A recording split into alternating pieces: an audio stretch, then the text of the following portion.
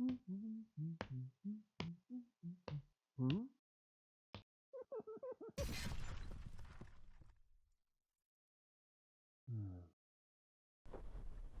this tutorial for Team Yankee, I'm going to talk about rotating to face the target and rolling to range in. So to recap again, on page 51 of our artillery sequence, we picked a spotting team, we've checked their range, we've selected our template size, we have selected the aiming point. Now we need to rotate to face the target and we need to roll to range in.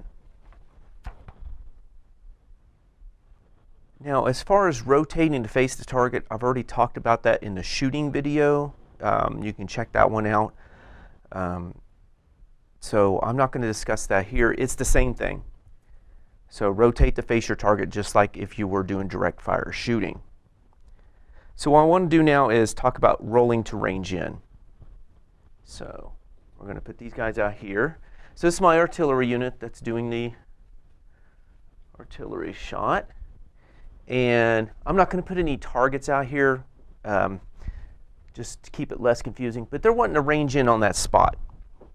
How did they do that? Well, what you do is you go to their skill level of the spotter. So we're going to say they're the ones that's going to want to spot. So if you go to their card, skill levels of 5. They have 3 chances to range in, and they need a 5 or higher, so a 5 or a 6. And one of the things I do is I just do red, white, blue. Instead of doing roll once, failed, roll again, failed, third time, failed, I just grab red, white, blue, and then red's first attempt, white's second, blue's the last attempt. And to roll this, need a 5. Okay, so red, white, blue. Blue was the one successful, so it took its 3rd attempt. They are ranged in on that spot. That's pretty much it. Let me see if I can get a different one. Okay, so red came up first.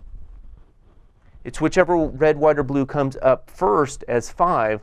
If they were all 5s, or even that was a 6, still red came up first, so that was the first attempt, success.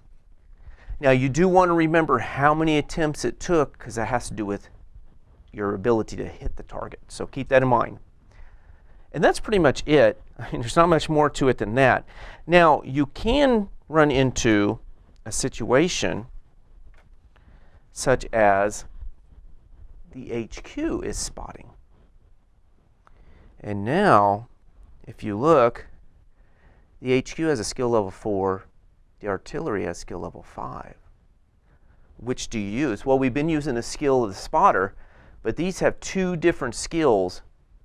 So you're going to use the worst. You're going to have to use theirs, the 4. Or the 5, sorry. So you're going to have to range in red, white, blue. And it was the 3rd attempt ranged in. Even though he's got a better skill level, they're not as skilled hitting the spot he's telling them to hit. So keep that in mind.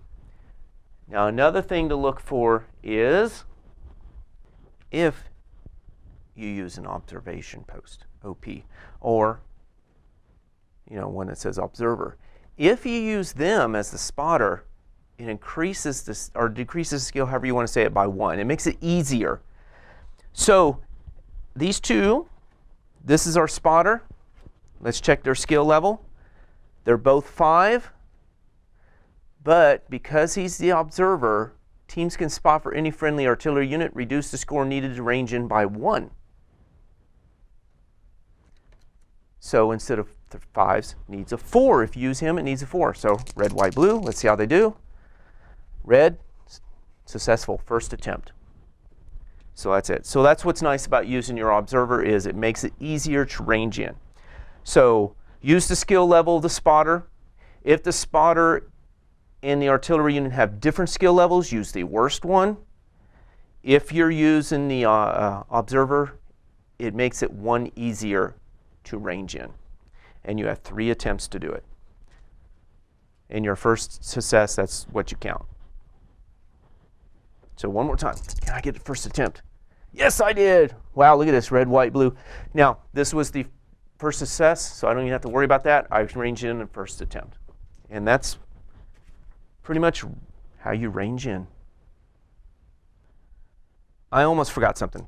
If you attempt to range in just like, whew, I did it. So red, white, blue, failed, this is gone. You failed that turn, they're done shooting this turn. He's done observing. So if you fail to range in on your 3 attempts, there's no more attempts for that unit this turn.